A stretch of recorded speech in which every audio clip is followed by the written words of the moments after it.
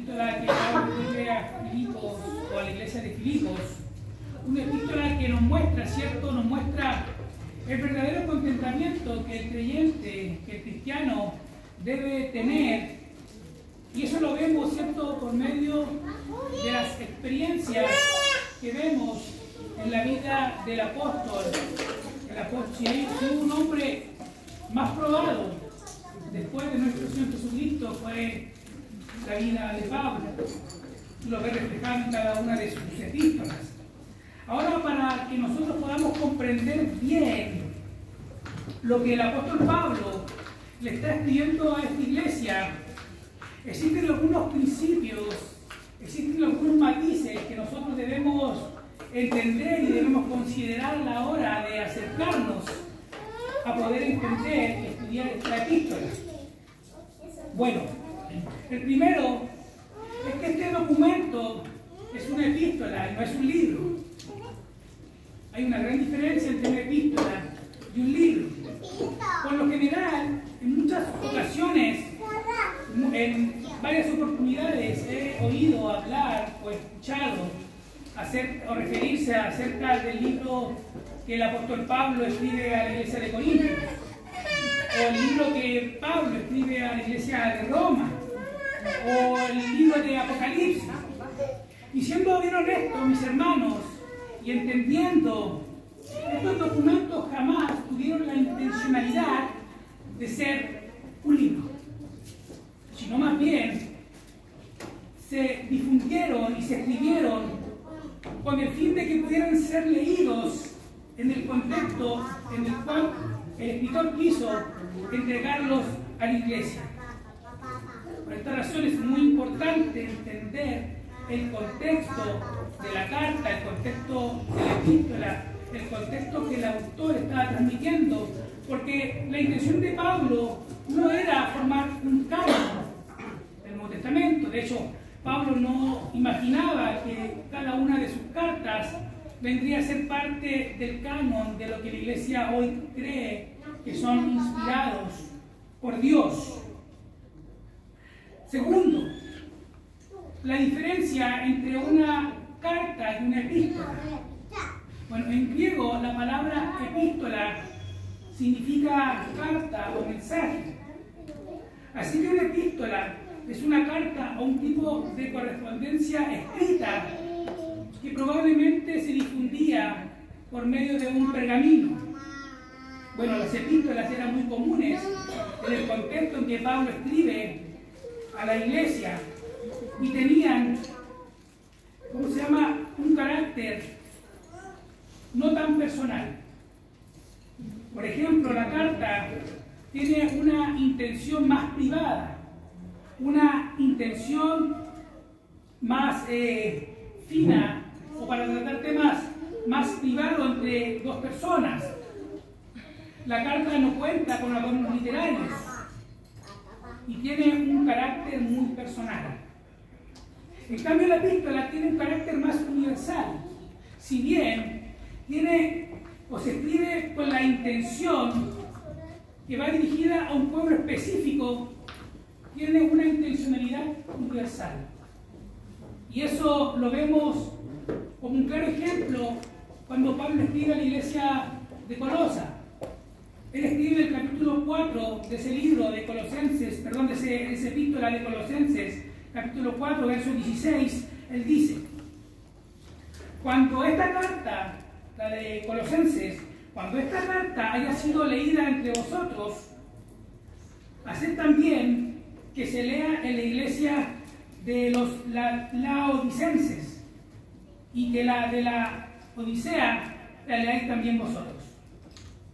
Entonces la intención del apóstol Pablo era que la epístola que ellos les envía a la iglesia de Colosa también pueda ser leída en la iglesia de la Odisea, y así viceversa. Entonces, mis hermanos, hay una gran diferencia entre una epístola y una carta. Una es de carácter privada y la otra tiene un carácter universal, aún así cuando va dirigida a un pueblo en específico. Por ejemplo, la carta que Pablo escribe a los filipenses tiene un carácter carácter universal porque tiene un impacto a la iglesia de nuestro siglo. Aunque Pablo está escribiendo a esa iglesia, las aflicciones, el afán, forma parte del corazón del hombre, tanto del primer siglo como del siglo actual. Tercero, se debe entender el contexto de la iglesia y la relación del autor también con dicha iglesia. Y como cuarto, o como siguiente punto, se debe conocer también al autor de la epístola. Por ende, lo que nosotros veremos el día de hoy será al autor y la relación que él tiene con sus destinatarios. Quiero invitarle que vayamos a la epístola de Filipenses, ya adentrándonos a nuestro estudio, capítulo 1, versículo 1.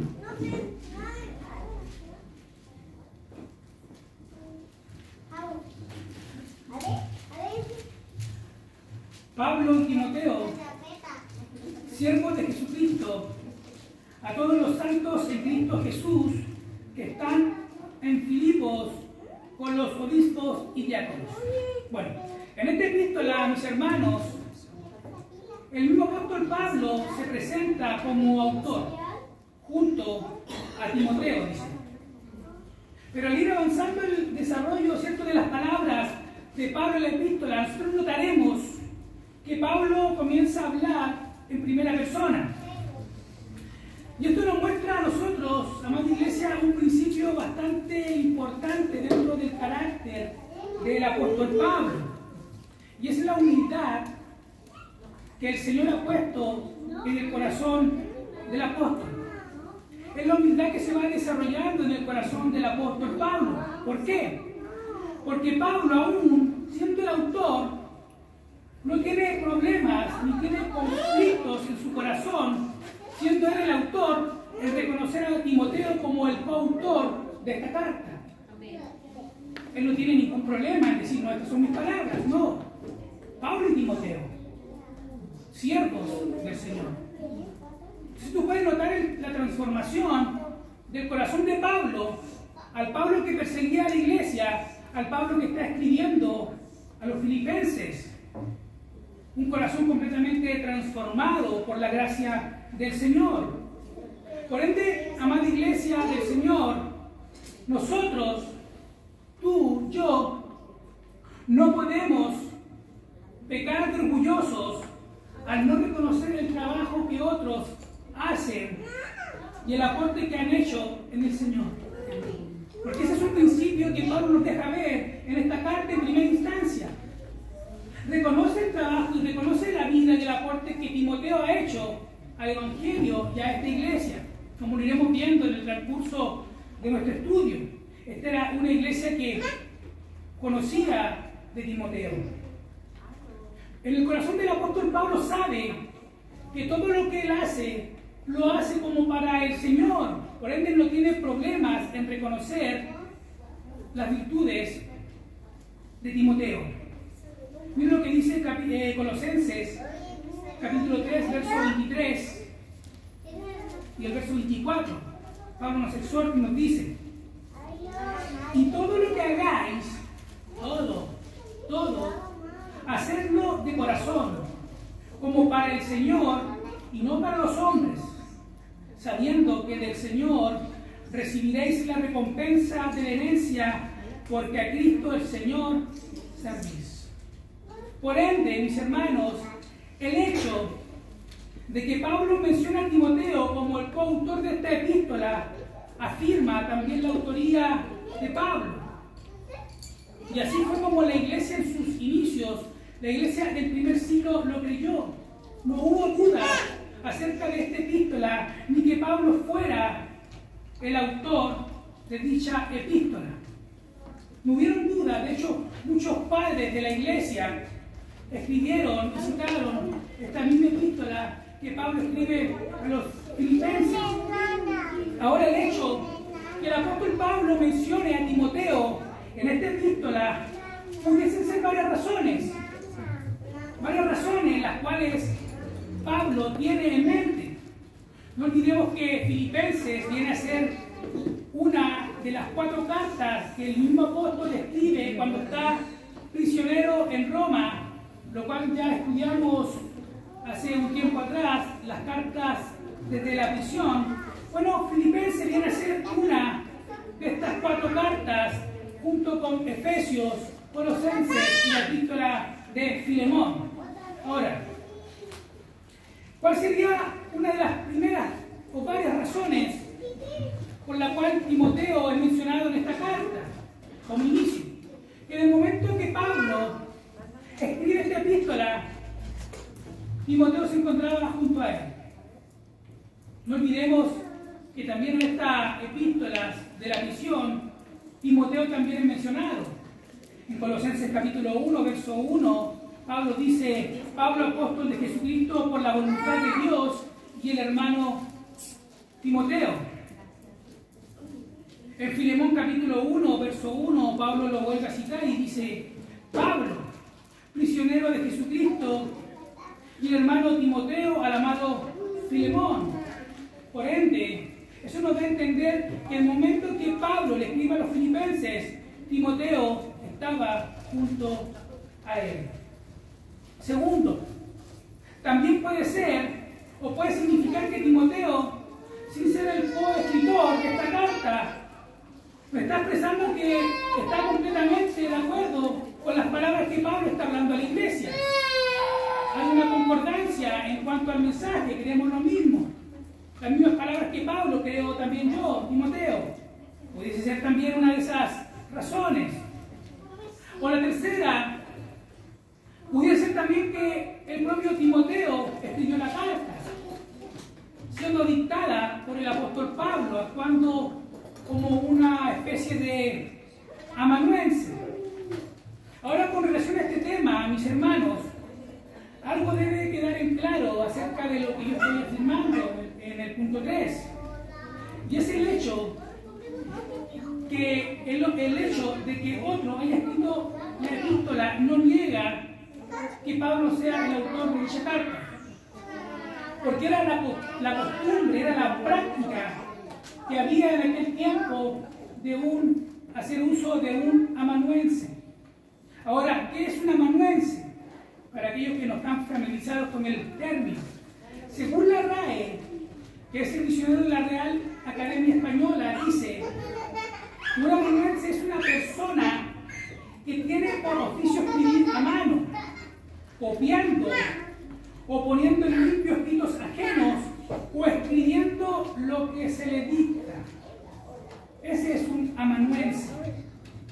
Persona que tiene por oficio escribir a mano, copiando o poniendo en limpio escritos ajenos o escribiendo lo que se le está dictando o lo que se le dicta. Bueno, ¿dónde vemos el uso de un amanuense? En la obra magna del apóstol Pablo. La epístola que Pablo escribe a Romanos, a la iglesia de Roma. Ahí tú puedes ver todo el pensamiento teológico, todo el pensamiento maduro de Pablo. Tú puedes ver a un Pablo ya maduro con una teología bastante sólida, haciendo uso de un amanuense. Mire que nos dice Romanos capítulo 16, versos 21 y 22. Si bien la carta es de autoría del apóstol Pablo y así la iglesia siempre lo ha creído, no fue escrita por el mismo Pablo o por su misma pluma. Dice: os saludan Timoteo, mi colaborador, y Lucio, Jasón y Sosipater, mis parientes. Ahora dice: yo, Tercio, que escribí la epístola, os saluda en el Señor. Por ende, el pensamiento, el conocimiento, la doctrina pertenecen al apóstol Pablo, pero son escritas por Tercio, quien recibe directamente las palabras del apóstol Pablo. ¿Se va entendiendo? Mire que dice Colosenses capítulo 4, verso 18. La salutación de mi propia mano de Pablo. Acordaos de mis prisiones, la gracia sea con vosotros. Amén. Mire que nos dice Gálatas capítulo 6, verso 11. Mirad con cuán grande letra os escribo de mi propia mano.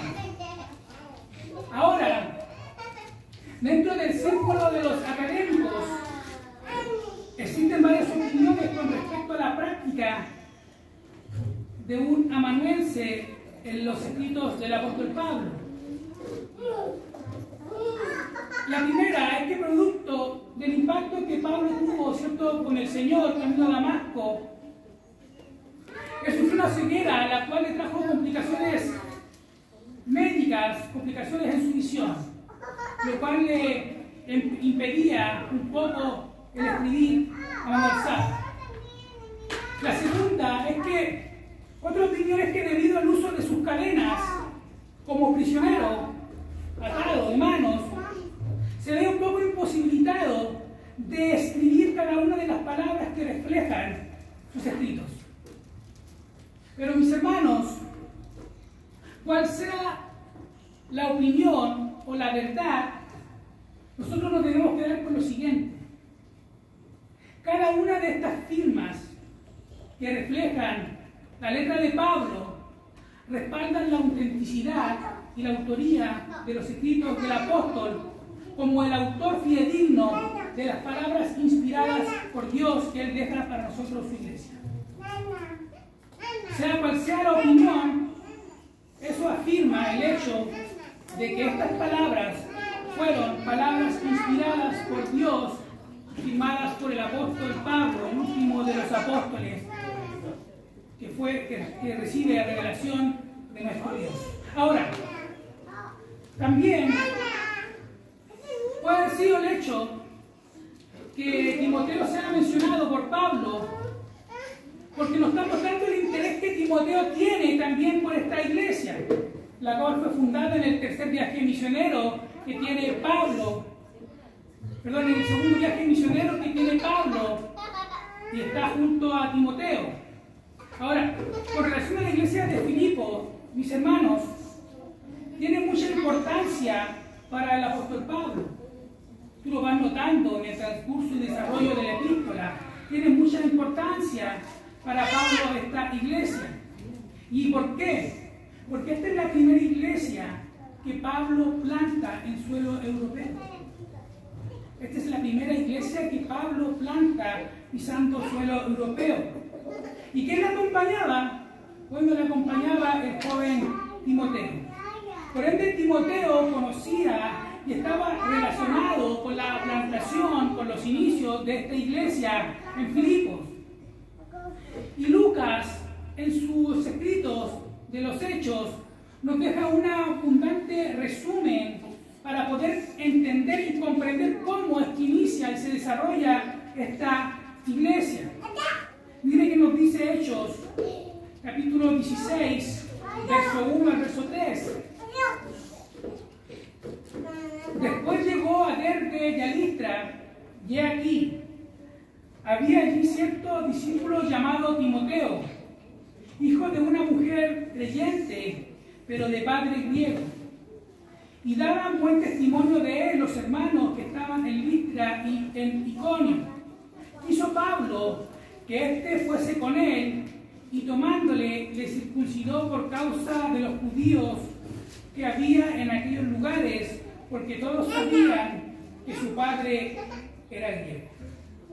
Entonces Pablo toma, ¿cierto?, a Timoteo y lo lleva con él en este su segundo viaje, y es en medio de este viaje que Pablo, por medio del Espíritu Santo, es llevado a Macedonia, es llevado a Filipos. Continúa el relato de Lucas en el libro de los Hechos, capítulo 16, verso 10 al verso 10, y dice: y atravesando Frigia y a la provincia de Galacia, le fue prohibido por el Espíritu Santo hablar la palabra en Asia.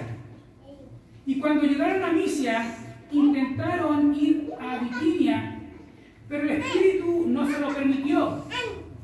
Y pasando junto a Misia, descendieron a Troas, y se le mostró a Pablo una visión de noche. Un varón varón macedonio estaba en pie, rogándole y diciendo: pasa a Macedonia y ayúdanos. Cuando vio la visión, enseguida procuramos partir para Macedonia, dando por cierto que Dios nos llamaba para que les anunciáramos el Evangelio.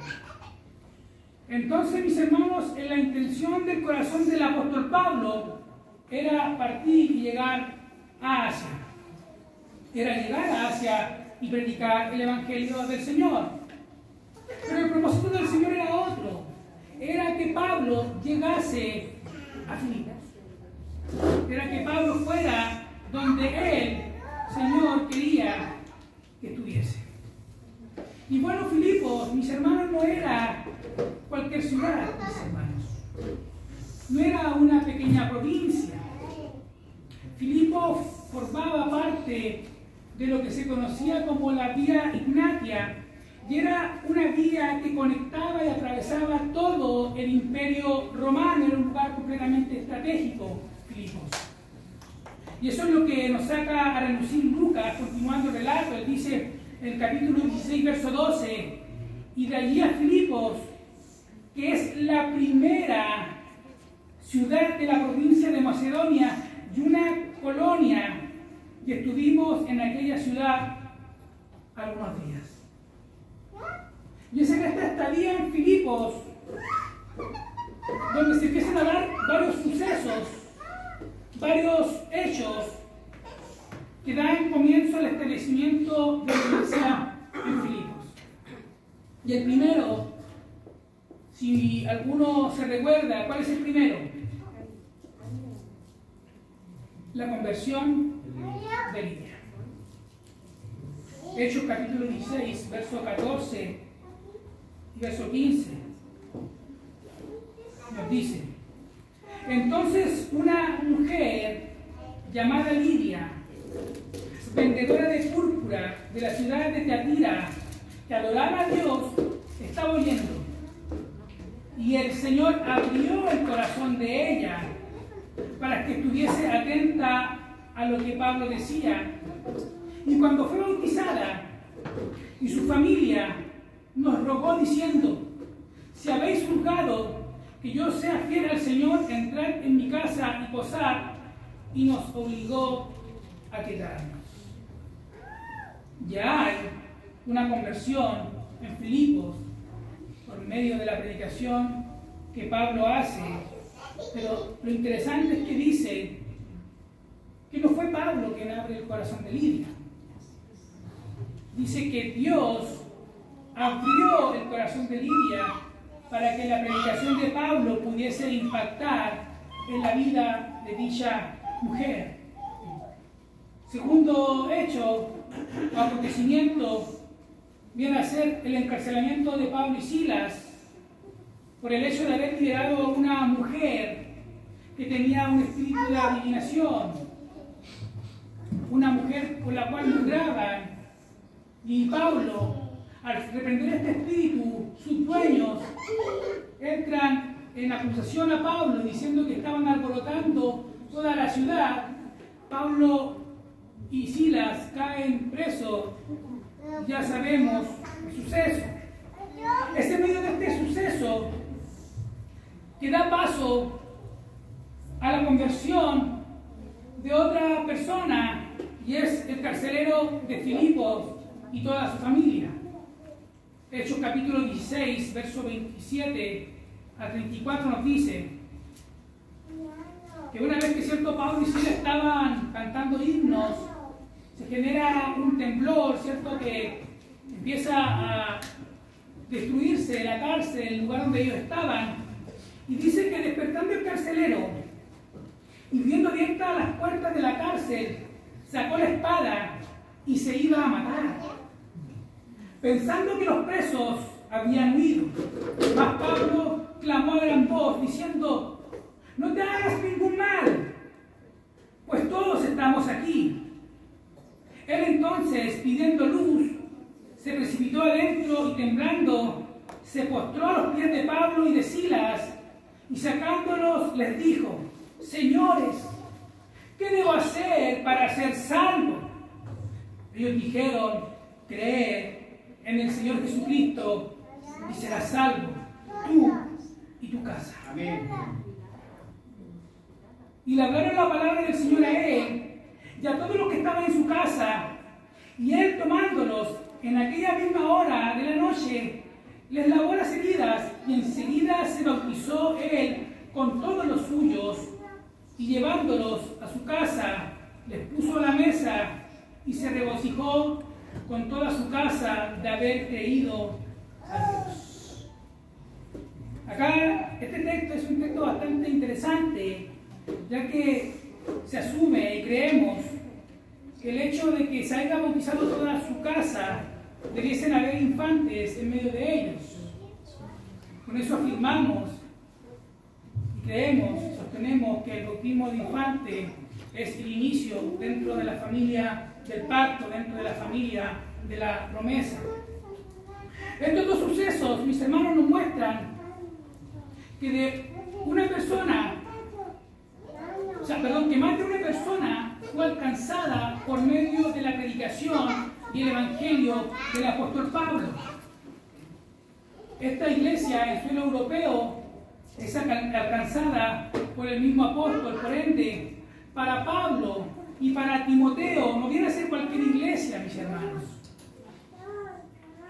sino más bien, ya esta iglesia, cuando ellos parten, viene a ser una iglesia ya completamente establecida. Ya había una iglesia, Pablo y Timoteo dejan una iglesia en plantación, la cual comienza a avanzar, la cual después termina, ¿cierto?, con esta carta a los filipenses.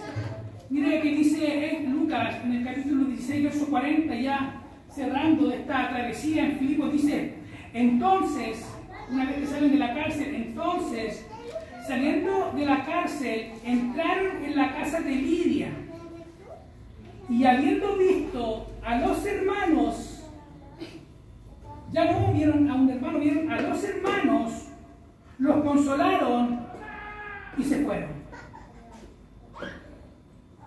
Ya Pablo parte de Filipos, parte de Macedonia, con una iglesia ya completamente establecida, y eso lo muestra el comienzo de esta epístola, cuando ya lleguemos a ese momento.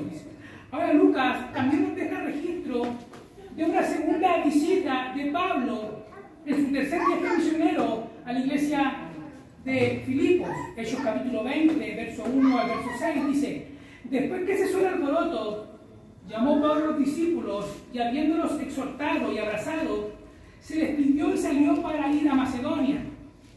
Y después de recorrer aquellas regiones y de exhortarles con abundancia de palabra, llegó a Grecia. Después de haber estado allí 3 meses, y siéndole puestas acechanzas por los judíos para que no se embarcase para Siria, tomó la decisión de volver por Macedonia, y le acompañaron hasta Asia Sópater de Berea, Aristarco y Segundo de Tesalónica, Gallo de Derbe y Timoteo, y de Siria y de Asia, Tíquico y Trófimo. Estos, habiéndose adelantado, nos esperaron en Troas, y nosotros, pasados los días de los panes sin levadura, navegamos de Filipos. En 5 días nos reunimos con ellos en Troas, donde nos quedamos 7 días.